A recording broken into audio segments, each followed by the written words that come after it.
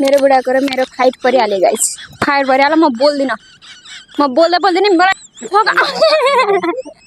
बुढीले एउटा नि फकाउन जान्दैन, फकाउन जान्दैन। साथीहरू, मलाई मेरो बुढाले घुमाउन लाँदै हुनुहुन्छ। ठक्कै 4 महिनापछि घुमाउन लाँदै हुनुहुन्छ।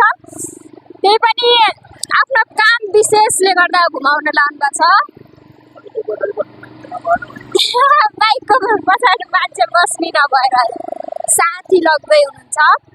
यसको चाहिँ यो के हो, यो राख्ने हराएछ नि, त्यही भएर मलाई यस्तै समाएर बोल्दैछु।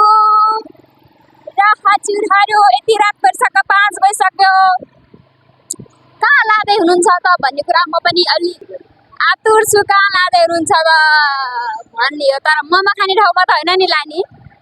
मोमो खुवाएर फर्काउनु त होइन नि बुढा। ओइ त्यस्तो चाहिँ नगर्नु ल। मलाई तपाईँलाई के अरे 3 महिनापछि भन्नुभएको छ घुमाउन लान्छु भनेर, त्यही पनि हो भन्नुभयो अरे। म तपाईँसँग 4 महिनासम्म बोल्दिनँ ल, त्यस्तो भयो भने।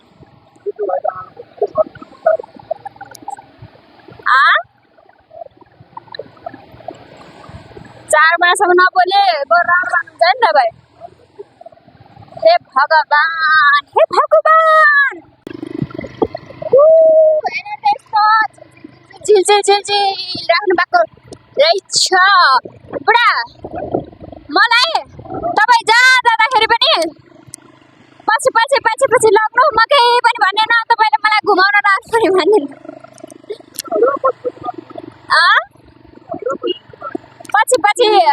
पछि लग्नुहोस् मलाई अरू त्यति भए पुग्छ क्या। मलाई अरू केही पनि चाहिँदैन ल। तपाईँसँग पछि जान पाएपछि म एकदम खुसी भइजान्छु क्या। बुढा, सल्यानी भाषा र गुलिमेली भाषा बोलौँ ल। तपाईँले हामी यता जान्छौँलाई के भन्नुहुन्छ? ए हामी उता जाने हुनको, हामी त यता जाने हो। मेरो पनि थियो अस्ति महोत्सव, तपाईँले लिनु भएन। मलाई यहाँ महोत्सव थियो भनेर के गर्नुहुन्छ? के फाइदा हुन्छ तपाईँलाई भन्नु त? कस्तो हरियाली के अहिले त है। तपाईँलाई मैले एक्चुअली यहाँनिर काँस फुलेको ठाउँमा नल्याउने भनेर तपाईँलाई मैले झगडा गरेको थिएँ कि नै भन्नु त बुढा? कति राम्रो घाँस, यो घाँस हाम्रो गोरुले खाना पाएपछि कति बल्ल होइन क्या, गोरुले खाना पाएपछि कति खुसी हुन्थ्यो। हाम्रो गोरुहरू हाम्रो गाउँतिर यस्तो घाँस पाउँदैन, घाँस हुँदैन खासै। वर्ष दिनलाई घाँस काट्यो भने पुग्दैन। त्यही भएर यस्तो घाँस भएको भए हाम्रो गोरुले द्राम पारे खान्थे। धुलो त डह्रो छ त। हो एउटा चिज ल्याउन बिर्सेछु नि, काँटा ल्याउन बिर्सेको रहेछु मैले। अनि कस्तो झ्याउको भयो। देशमा एउटा बुढा र बुढी थिए अरे। बुढाको नाम काली बहादुर थियो अरे। बुढीको नाम डल्ली बहादुर थियो अरे। अनि बुढा अरे ठक्कै 6 फिटको थियो अरे। बुढी ठक्कै 3 फुटको अरे। अनि त्यही पनि उनीहरू जिन्दगीमा खुसी साथ जीवन बिताइरहेका थिए अरे। अनि 81 के मलाई चुप लाग्छ। बुढीले बुढालाई यति माया गर्थ्यो कि यति माया होइन। अनि फेरि बुढाले पनि माया त यति माया गर्नुहुन्थ्यो अरे होइन। अनि त्यस पछाडि 81 के लाग्यो भने चाहिँ बुढाले घुम्न जाऊँ भन्नुभयो अरे। अनि बुढीले खुसी हुन्छ नि, त्यो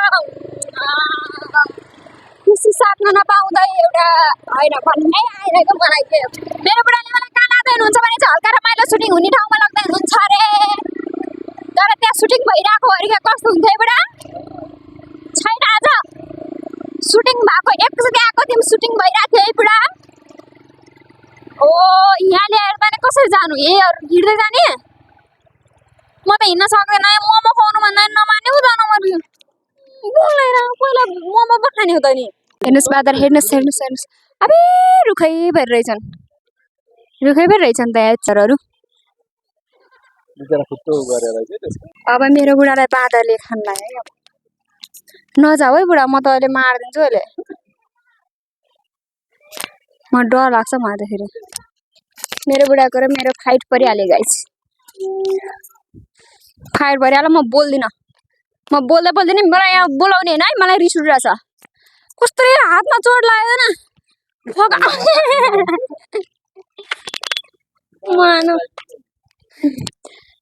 हातमा चोट लागिरहेको छ रातो भइरहेको हेर्नु कसम भने चोट लागेर फगाउन आउँछ भन्दा झन् पुग्दा बाहिर आउँछ हौ 10 चोटि आइसक्यो मेरो कति यही मन्दिरमा मात्रै ल्याउँछ नि अरू कहाँ पो जान्छ हेर्न यहाँनिर रातो भएन तेरो फगाउन आउला भन्दाखेरि त झन् भाग्ने के भन मारिदिन्छु तैँले मलाई स्वास्नी नभने म त फेरि मारिदिन्छु कसम मन्दिर आउला त रिसाउने होइन नि त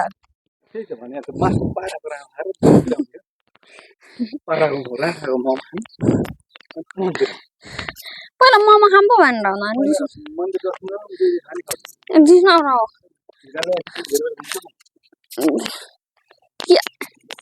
कति बाटो छ भन्ने कुरो यो मान्छे नि यो खड्काको पहिला त कोही पनि नआओस् जिन्दगीमा कोही नआओस् खड्कासँग बिहे गरेर म त आइहालेँ तर अब नआऊ है कोही पनि मेरो को तिमी राम्रो छौ आफूले आफैलाई मै हो भन्छौ क्या ल तिमीले मलाई बुढी आइ लभ यु भन बल्ल फुल लिएर भन फेरि भन्दा जिस्किने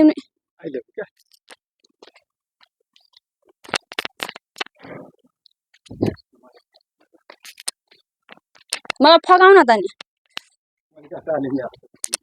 फगाऊ क्या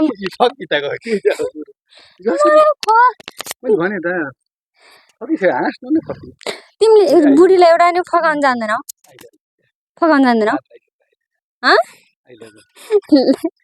फगाऊ राम्रोसँग फगाऊ न अरू केही मनका कुराले राम्रोसँग भन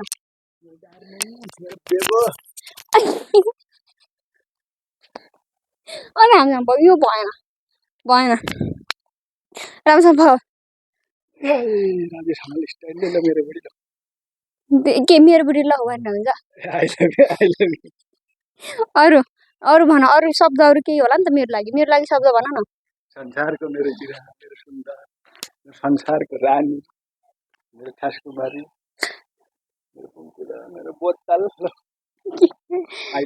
अलिअलि फक्के म धेरै फक्किन रिस उठ्ने फकाउनै आउँदैन तिमीलाई फकाउन सिक क्या फकाउन म किन यस्तो रिस उठेर चित होर्न मन लागिरहेछ यो बाटो त मलाई कहिले पनि ल्याएनौ त तिमीले खै हेरौँ न खै मलाई यस्तो लभ दिएको नाटक त देशी यस्तोलाई कसले हेर्दो फेरि के भन्छन् मधेसी रहेछ तेरो बुढो त भन्छन्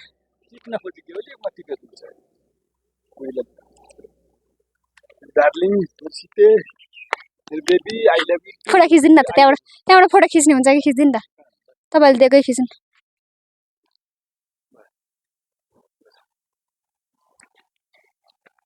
गाइज मलाई मेरो बुढाले फर्स्ट टाइम मलाई यसरी फुल दिएको त्यही पनि आफैले दिएर लाउनु बुढा मलाई दिनु न भनेर मलाई राम्रो लाग्छ अघि बोक्छु भन्नुभयो म खुसी फुरुङ्ग भयो अहिले चाहिँ फेरि बोक्दिन्न अरे नाटक पनि कति हो म बोल्दिनँ बसेर बोक्नु अझ बसेर बोक्ने आइयो। मलाई त केही लाग्दैन होला नि बोक्नु नि यहाँ मान्छेहरू कोही छैनन् र त्यही भएर मलाई बोक्न त बोक्नु भयो बुढा आएकामा छ रे के वाउ कस्तो मोज मोज भइरहेको छ सानी बुढी हुन फाइदै के कुरा है। अनि बोक्न पाउनु भएको छ मलाई एकछिन घाँटी निकाल्छ डर लाग्यो हैन नलडाउने बुढा लडायो भन्दै बुढा बरु म झर्छु झरिजान्छु क्या मलाई झरिजान्छु के हल्का सुटिङ भइरहेको हल्का हल्दा र ओके छ त क्या म झर्छु क्या बरु म हिँडेरै ठिक छु आऊ ए हल्के हल्दारको सुटिङ भइरहेको छ तर मलाई त्यहाँ गएर भिडियो खिच्न एकदम अनकम्फर्टेबल लाग्यो मलाई लाज लाग्छ त्यही भएर त्यहाँनिर सुटिङ भइरहेको छ म पनि त्यहाँ गएर यसो एक दुई डाइलग मलाई सानो रोल दिएर हुन्थ्यो नि होइन त बुढा त्यस्तो भए त मैले कसरी म त थोर थोर कामेर सुराल के अरे सुराल बलि छलाल मुतिहाल्थेँ नि म त सक्दिनँ तिमीसँग मात्रै डाइलग बोल्ने त अरू